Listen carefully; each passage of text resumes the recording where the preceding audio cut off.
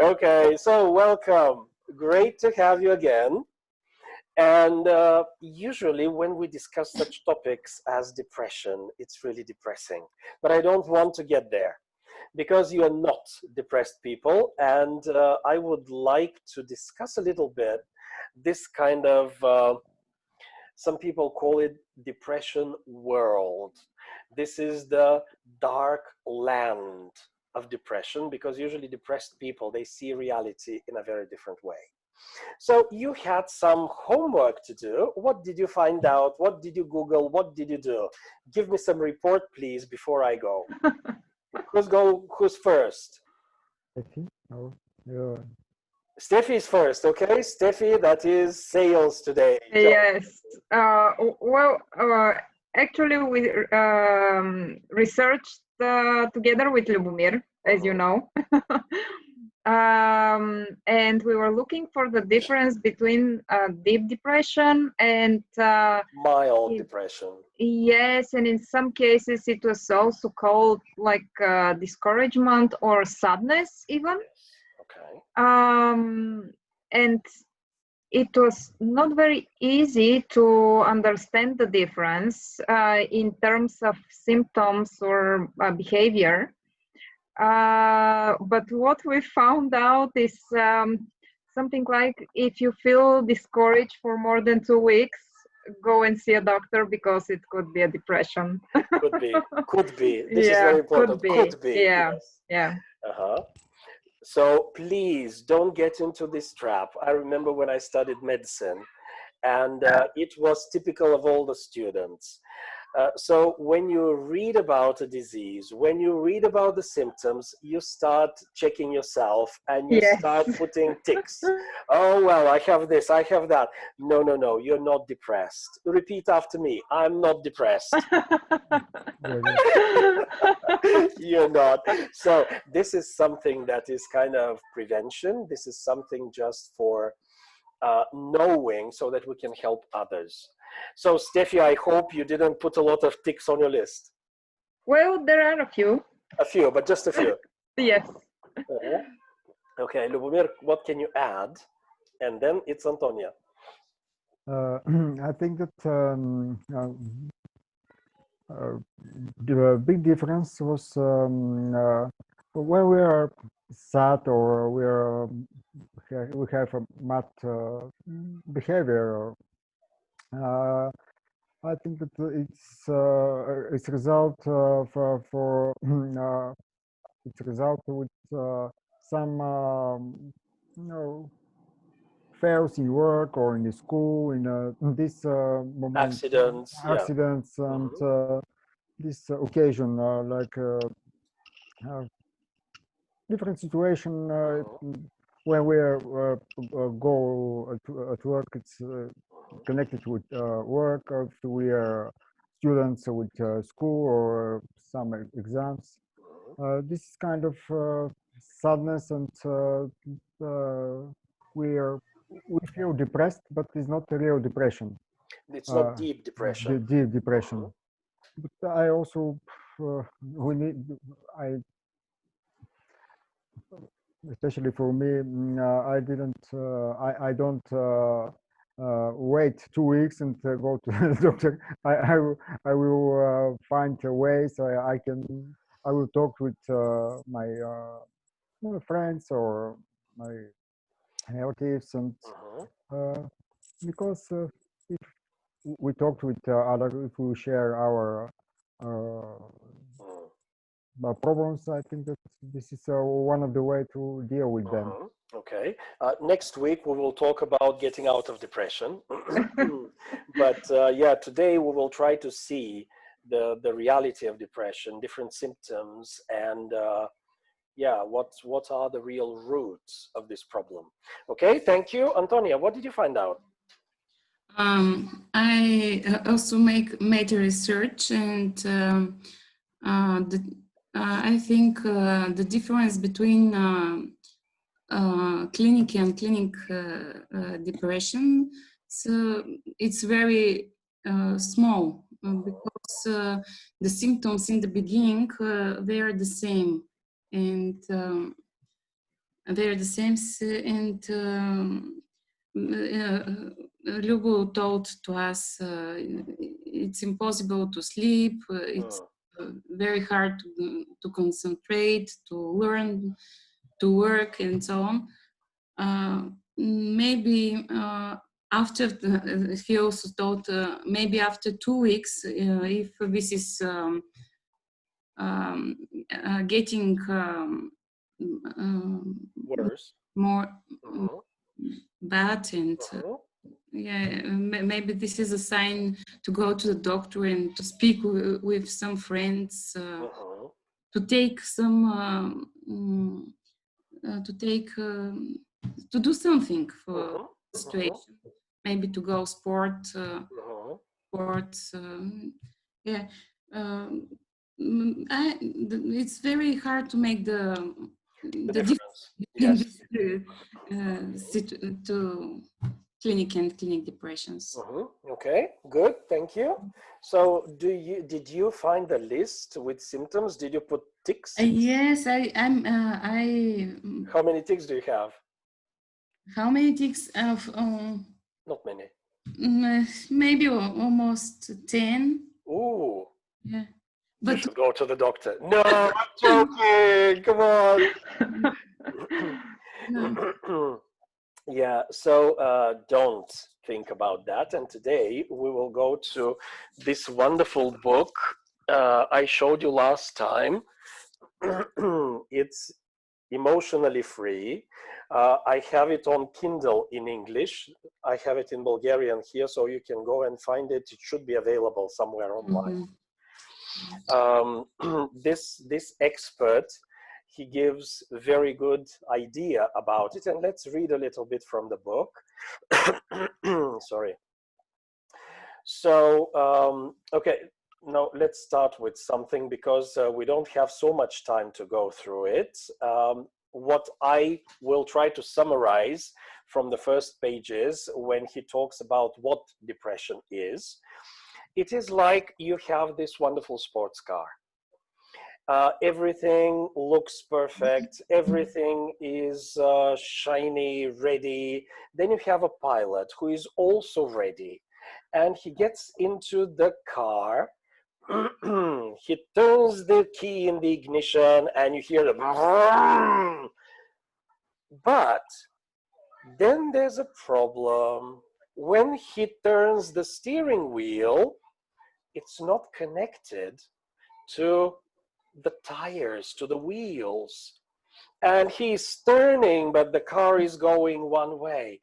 This is usually what happens when there is the clinical depression. It is something that happens in the mind, and the center in the mind is disconnected, or there is chemical imbalance that cannot put the whole thing together. So let's read a little bit how he explains this really clinical type and the serious type. Somewhere in the brain, there are nerve cells responsible for controlling thought content and thought speed. I like to call these cells the mood control center. This center controls what we think about and how fast we think about it. It therefore controls mood and concentration. So there are many different centers in the brain, and there is this one that is responsible for mood and concentration. If our nerve cells are working correctly in this location, our mood and concentration will always be kept within the normal range. It's impossible to measure mood, but we define normal as being relaxed, content, feeling in control of our thoughts, concentrating normally, being clear-headed, coping with stress. I'm not sure that I know anyone this normal. They would likely stick out from the population and be very dull, which means that we all have moments, and this is normal. But if the controlling center is not functioning well, because of special chemical substances which are called neurotransmitters, then the whole system starts working slowly or not working normally at all. If this process is disrupted, the production of chemicals or the transport of chemicals, then the control center will malfunction and mood will fluctuate. So you have moments of unnatural joy, or you have moments of extreme grief and sorrow. If, for example, there's a chemical imbalance, we would find our thoughts going much faster, and it would be harder to control what we were thinking about. If something positive happened, our thoughts could race uncontrollably in excitement. Or if something bad happened, we could race with depressive thoughts. We would lose the ability to put brakes on the thoughts. So usually this is one of the symptoms when the temporary feeling depressed becomes the clinical depression.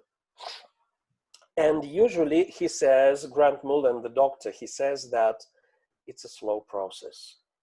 It takes time. First, it starts with some bad thoughts. And within these first 2 weeks, if you're not careful and you start spending too much time on those bad thoughts, you can start adapting to them. For example, something bad happens to you and you start asking, why me?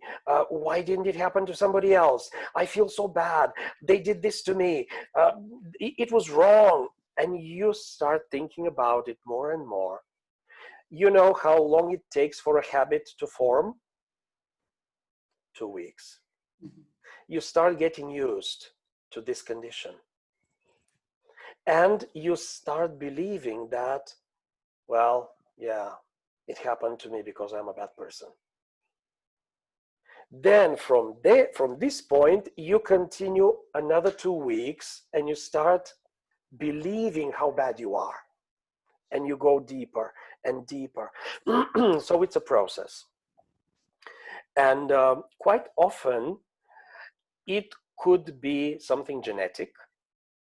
If in your family you had people who had depression, clinical depression, it's quite possible that in a difficult situation, in crisis, this brain center starts imbalancing and you can get into clinical depression. But what Grant Mullen says, the doctor, he says that 6% of all people all over the world are chronically unhappy, which means that this is the mild depression, and you feel unhappy for a day or two, but then you find a reason to be happy. Then again, this is normal, especially in winter, when you don't have so much light, or you live in London, where you have all the clouds.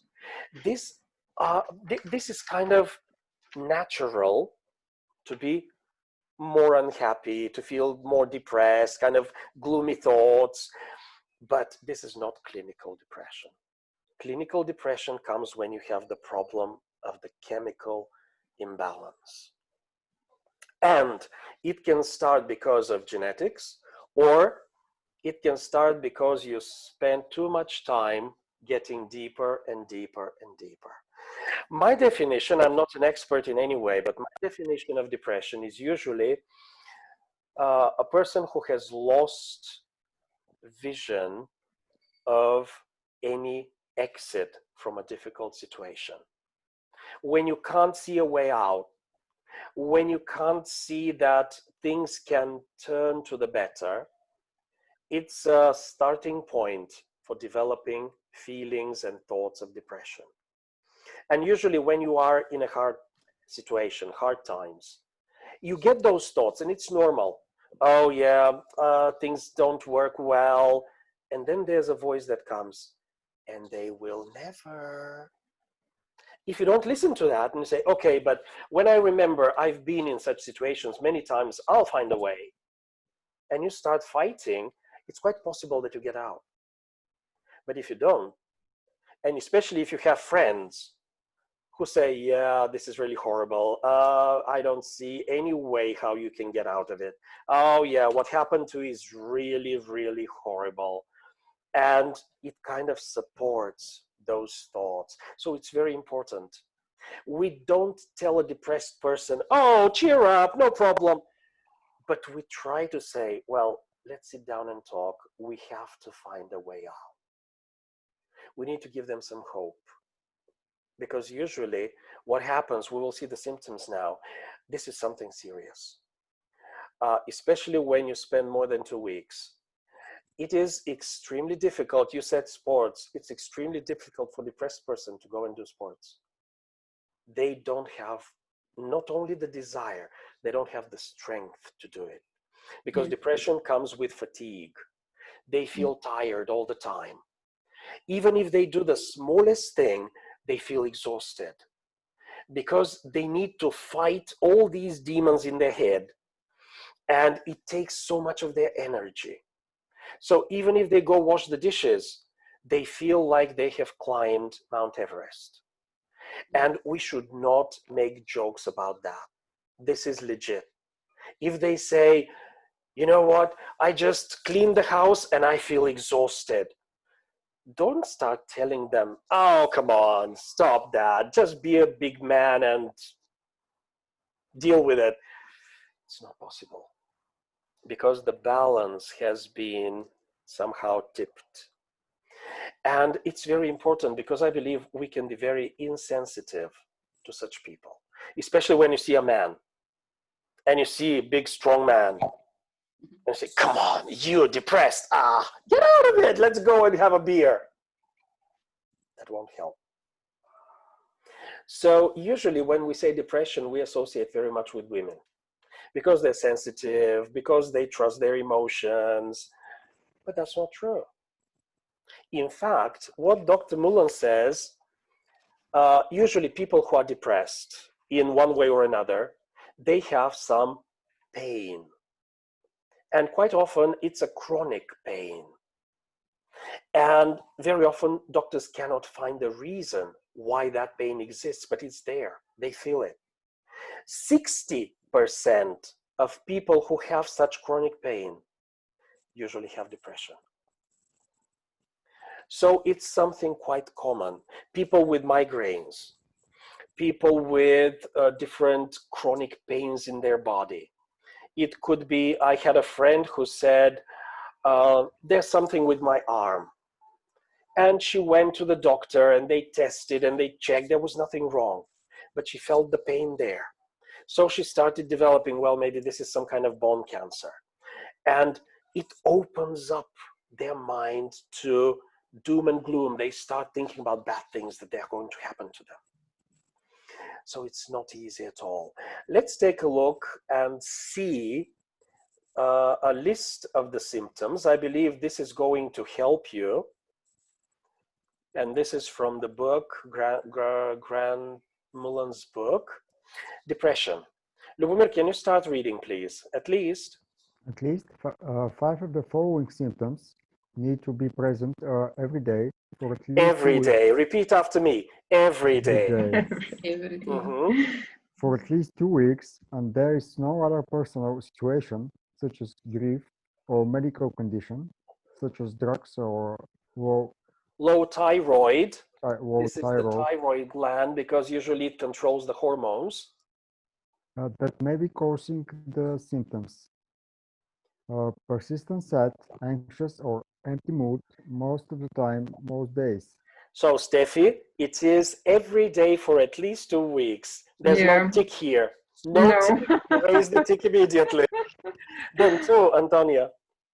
Feelings? Number 1, persistent. Lubomir read 1. You read number 2, please. Okay. Number 2, feelings of hopelessness. Hopelessness. Hopelessness, pessimism, and low self-esteem. Low self-esteem. Again, every day for at least 2 weeks. Then Steffi, number 3. All right. Number 3, feeling of guilt or Worthlessness. or helplessness. Huh. 14 days every day.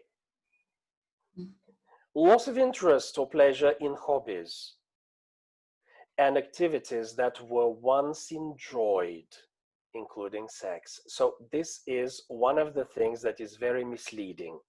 Many people have loss of interest, but it has to be for 2 weeks every single day. Not because you're busy, not because you are on some drugs, but you lose interest, things that were once enjoyed. This is important. Then Lubomir. Insomnia, early morning awaking or oversleeping. Okay. Antonia. Loss of Appetite. and or weight loss or overeating And weight gain. So this again, I put on a lot of kilos during the quarantine. It doesn't mean that I'm depressed. So usually that's why we have to have at least 5 of these. Oops. At least 5 symptoms for no less than 2 weeks, not just 1 or 2. Decreased energy, fatigue, feeling slowed down, or agitation that can't be controlled when you get out of control. Steffi. The hardest one. Procrastination. What is procrastination? I don't know. Well, you leave it for tomorrow. Well, I'll do it next week. This is procrastination. Yeah. Okay, but for 2 weeks every single day. Yeah, and combined with 4 more. Yes. So you see now, you guys, you're not depressed. Yeah. Since simple tasks seem harder. Yeah, you procrastinate because it looks hard, difficult to do. Then, Lubomir? Thoughts of death or suicide attempts or constant feelings of 5 isn't worth living like this. Yeah, this is very deep form of depression. Then, Antonia? Restless, irritable, bad-tempered, or never relaxed or content. What is this? How do you understand it? Restless, irritable, bad-tempered. This is extremely nervous person who cannot sit in one place. They usually either hyperactive or they're very inactive, very relaxed, and so slow they don't want to get out from the chair. Difficulty concentrating, remembering, and making decisions. So this is what we have almost every day. But not only that, due to persistent, uncontrollable cluttering of down, sad, negative thoughts. So it's not just you forgot your favorite star best film, but it's due to sad, negative thoughts that can't be kept out of the mind. It's kind of haunting. These bad thoughts are always with you everywhere you go, everything you do, they're with you. It's horrible, really. It's tormenting. It could be persistent physical symptoms that do not respond to treatment. Headaches, digestive disorders. Usually they say, well, something's wrong with my stomach. Nothing's wrong. Well, you have an upset stomach. It's not upset stomach. Maybe this is the first symptoms of depression. Continuous anxiety that can't be turned off. Uncontrollable worry about small things. Social isolation. Usually these people have problems with their contacts and relationships. difficulty making small talk. They cannot talk about everyday things. They get very deep into their problems. Other relatives with depression, alcoholism, or nervous breakdowns, usually it's again a sign that there might be. Then when we go to mild depression, let's see this one. It's defined as a depressed mood most of the time, for most days, for at least 2 years, with at least 2 of the following. Read them, please. Lubomir? Poor appetite or overeating. Okay. Antonia? Insomnia or oversleeping. What is insomnia? Insomnia. You cannot sleep at night. Insomnia. This is insomnia. Then Steffi? Low energy, always tired. Then Lubomir? Low self-esteem. Antonia?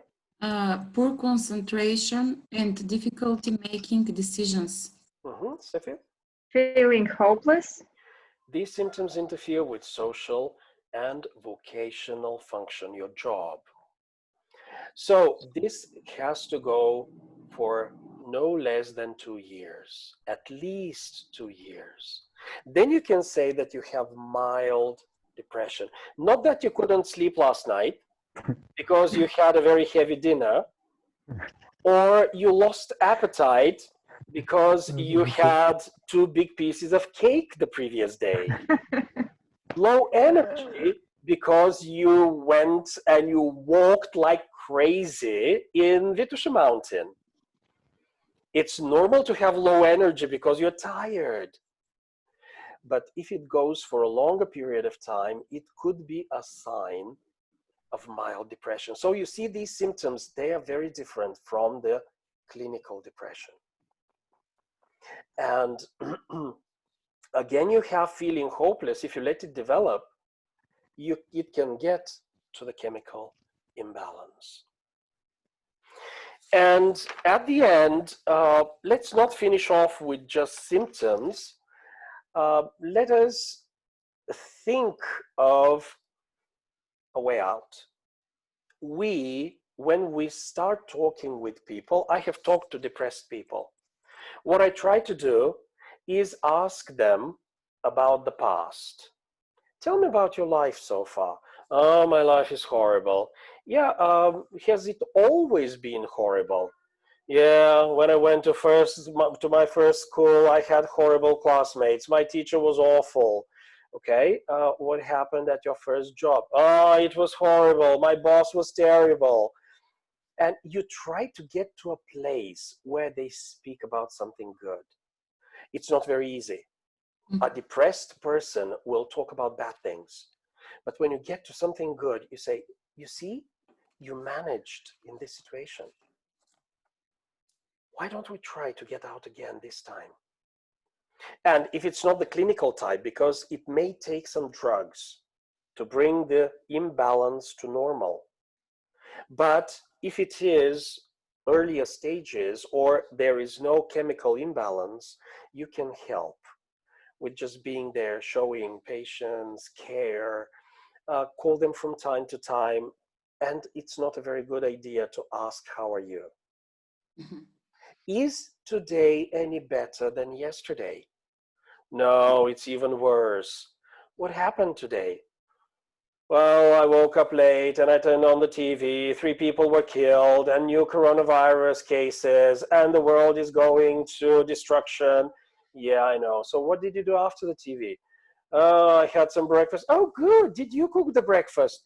No, I just opened the box and I had some cereal. Oh, yeah, but you opened the box. That's good. So do you have better appetite? No, but you try to get to something that you can encourage them. You can, because they have very low self-esteem. They feel very bad about themselves. They feel that this is kind of, yeah, I deserve it. And we should talk them out of it. It's not easy. But if we really show care, if we really are there to support them. And I have a friend who had terrible accidents in her life. She is 75 something. She lost her daughter to cancer. She was a wonderful doctor. Then she lost her husband 2 years later something. And then she lost another daughter. So she is alone now. And it happened within, let's say, 5-6 years. This is almost impossible to get over. And she is really depressed. And every time I ask her, how are you? And she starts pouring horrible things. But I understand that, because it's not easy, not at all. If you suffer so much death around you and you are all alone now, you start asking yourself, why? Why did it happen to my daughter and not to me? And you have all these questions. But from time to time, I take her out, we go to the park, we sit and we watch, and I say, oh, look at that dog, it's so funny. Yeah, what's so funny about it? Look at it. I try to get her to think about something different. And I don't manage every time, but when I do, I try to talk about it all the time. Do you remember last week? You smiled. Yeah, but this week I don't feel like smiling. Okay, let's go do something. Go shopping. Let's buy something that you like. I don't like anything. And this is a fight. And it's not easy. But that's why we're here. We don't give up. We want to help. So, any final thoughts? Because we will continue next time with how to help a depressed person. I believe it's very important. Any final thoughts? Did you get the idea? What's the difference between the mild depression and the clinical depression? I think so, yeah. Good. Antonia, is it easier now? Yes, now it's easy. You make the difference very well. Yeah. Yeah, it's the doctor. He's a great Yeah, author. Really, the book is very helpful. Mariana, what did you get from today's session? You were really quiet. Yeah, I understood everything. Wonderful! And you're not depressed, right? I didn't understand, no. I didn't understand you. Because usually a person will say, oh, come on, like, I'm gonna kick you now and you're going to see what is going to happen if you behave like this. Yeah. Yeah, this is not what we are going to do, because now we know. So, Mariana, do you feel depressed? No. Come on, at least once a year. But how can you behave differently than what I told you? I didn't get that. What do you mean? Like you see a depressed person and you start like to think, oh, this person's like, why he or she is doing it in front of me? Yeah, but if a person is depressed and you ask them, are you depressed? They could say no. But when you talk with them, you can see it, because they are so negative and so focused on themselves and their experiences and their feelings. So I don't think you are. So you don't start to react with aggression of what you see? No, never. Not a good idea.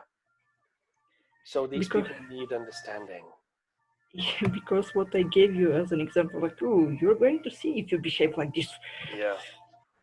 Yeah, no, not a good idea. That's what we have seen a lot, and that's not helping. No. Yeah, it gets those people even deeper into depression because they say, nobody understands me. Yeah. Okay, so for next time, you could Google again. Long live Google! And you can check what are good practices for helping people get out of depression. Or maybe you can even see a story. There could be some testimonial of a person who has been depressed and he got over it, or she. Okay? And you can share next time.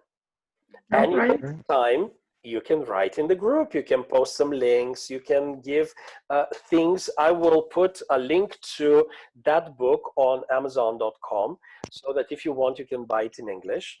Or if you want in Bulgarian, you need to do your Googling because I don't know where it's available. But it's a very good book to have because it can help you understand better.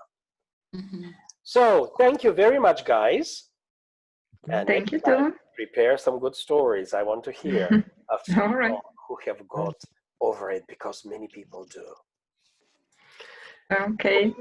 And see you. Bye. Thank See you. you. Bye bye.